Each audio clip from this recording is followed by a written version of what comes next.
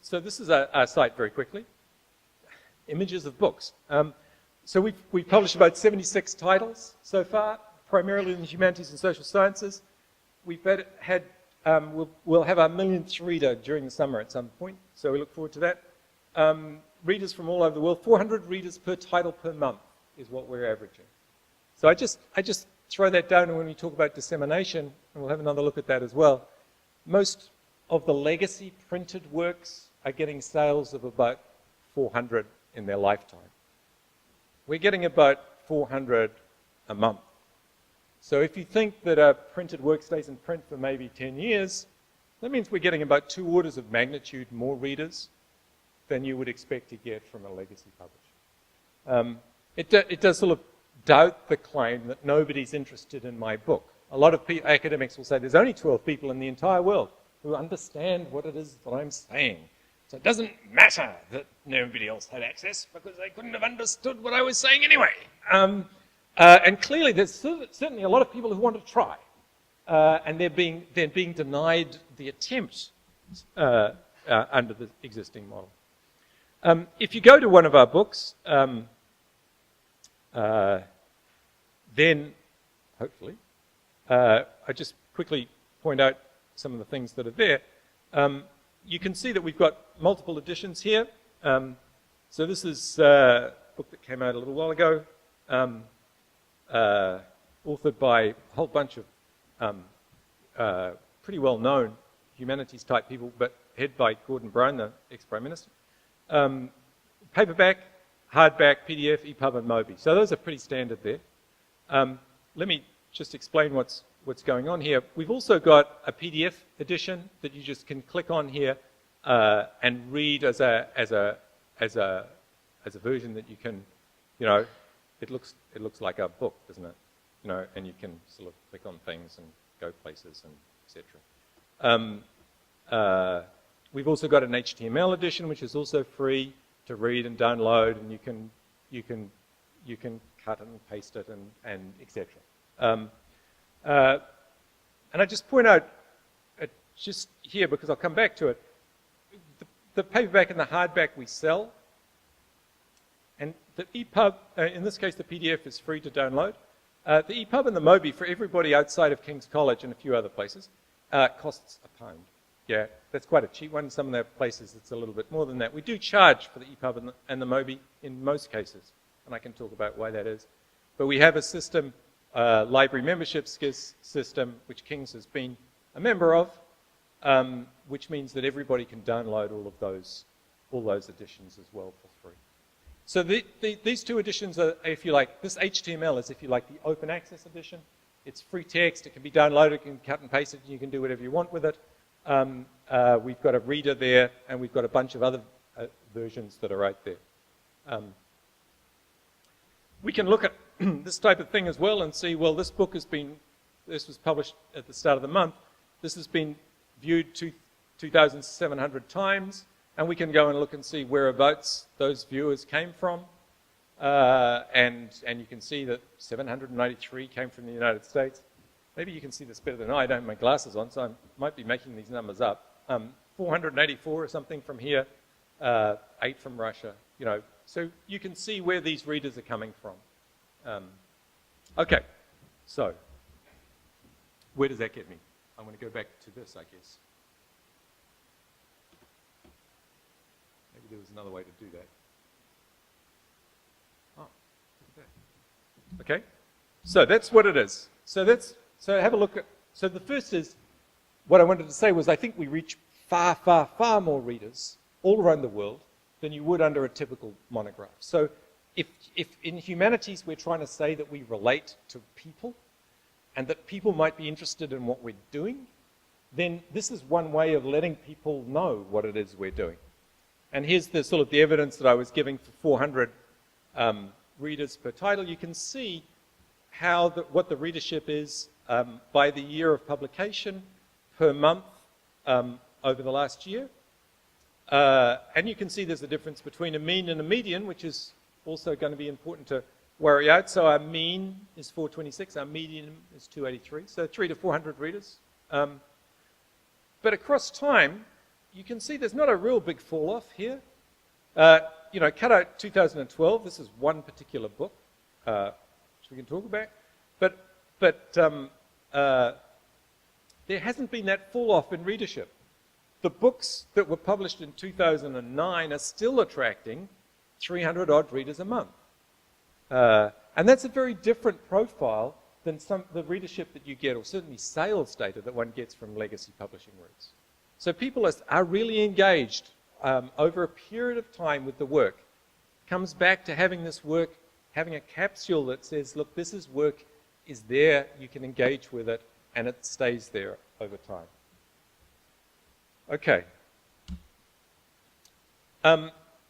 Online readers by year and by platform. So the other thing that you can do with open access is you can make sure that your book is available in lots of different places. So you can see that the most readers to our book actually come from Google Books. This is the blue line down here. So Google Books is hugely important as bringing people to the work. They're finding it on Google Books, a lot of them, and they're reading the Google Books version. The red and the green, that's our PDF reader and our HTML reader. So that's our own website. Oh, and that little purple bit at the top there. So that adds up to about the same as Google Books. So we're getting about as many people on our own website as we get through Google Books. And there's lots of other places out there as well. So this here is a site called Open Edition. We've got Classics Library, which is a website I might talk about later as well. It's a website for classics teachers because we've got a couple of classics books. We've got World Reader, which is a telephone. All the books are streamed on telephones primarily in Africa. And so they can be read for free on a mobile telephone. That's World Reader. We've got Wikimedia. Our books are on Wikiversity and etc. Some of our books. So the other thing that I want to just point out here, though, is that it's that breadth. Our books are being hosted in lots and lots of different places. And all of those places are attracting a different audience. And so that's something that one wants to think about if you're disseminating work, is that you've got to get the work to the people, as well as hoping that the people will come to the work. But you've got to get it to where the people are. And just having it on your website, as a PDF on your website, or even as a very sophisticated digital humanities program on your website, is probably not enough, because people are not going to find your website. You need to be able to be thinking about how to put it out to other places as well, to get people to be able to find it. By country, you can see that most of our readers are in the United States and the United Kingdom, but that's less than half. So that's a very different picture than you'd see from a typical legacy sales. And it's not that surprising. We're doing we publish pretty rigorous academic works. Our main audience, in English, our main audience is going to be the UK and US. You wouldn't be surprised by that. But Greece is number 3, India number 4. It's being engaged with in lots of different places. And our most active work, our biggest, that big red blob on 2012 that we saw before is a book called Oral Literature in Africa, which is authored by an Open University professor, Ruth Finnegan. It's a wonderful, wonderful book, and it's been accessed just over 100,000 times since we published it. The country which has accessed it the most in all the world is Kenya. The continent that has accessed it more is Africa. That beats North America, that beats Europe, and so you put stuff out open access, you get it to people that are interested. Okay. Now, one of the things I was talking to Willa just before, one of the things that I find interesting is, as I said, when people come to our website,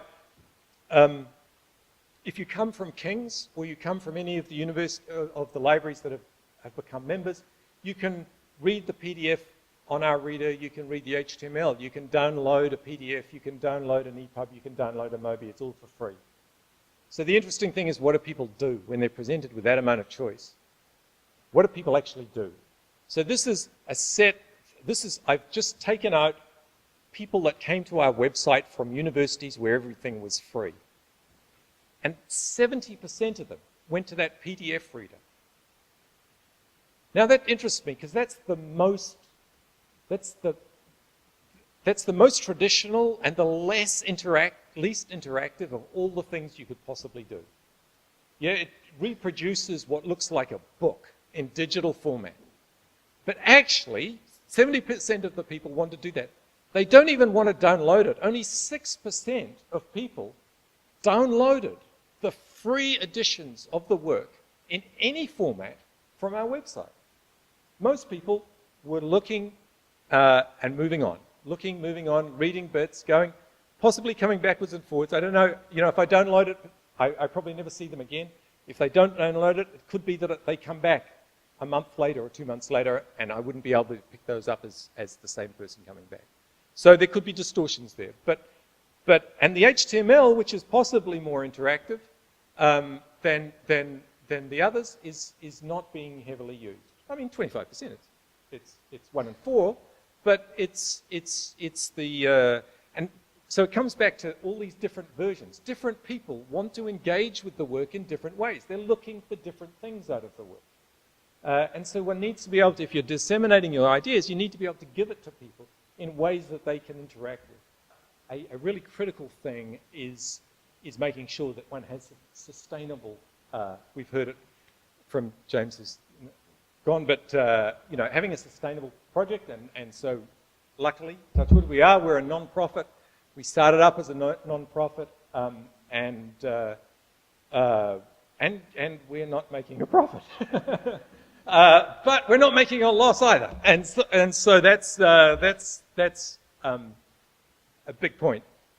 The key part of our business model is to keep costs down, and so there's been a study that was done in the US that it's costing US liberal arts universities that have their own presses, it's costing them about $30,000 per monograph to produce a monograph. There's James.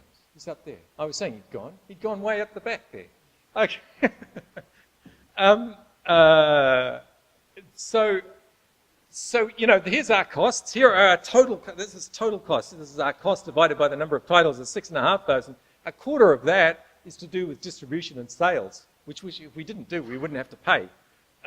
So as far as the setup here, overheads and title setup, these are costs that have been brought a long way down. I mention it because one of the real other things about publishing is that once the book is out there, once this entity has identified, we can send it out and we don't have any further costs to the maintenance of it. And that's a really big difference between that and the website. Because the website we have to maintain. And so as far as dissemination, about putting things out there, about the self-contained entity, it's a fantastically efficient way of maintaining that knowledge in that format because it doesn't have this ongoing running cost. And I think that's something that one needs to really think through, especially in some of the digital humanities projects that we've been working with. The end result has been a website, which is fantastic, but it needs maintenance. And so thinking about ways that one can get that knowledge to be done in ways that can sit without that cost is I think, something to engage with. There's our revenue I can talk about. Conclusions, well, there we are.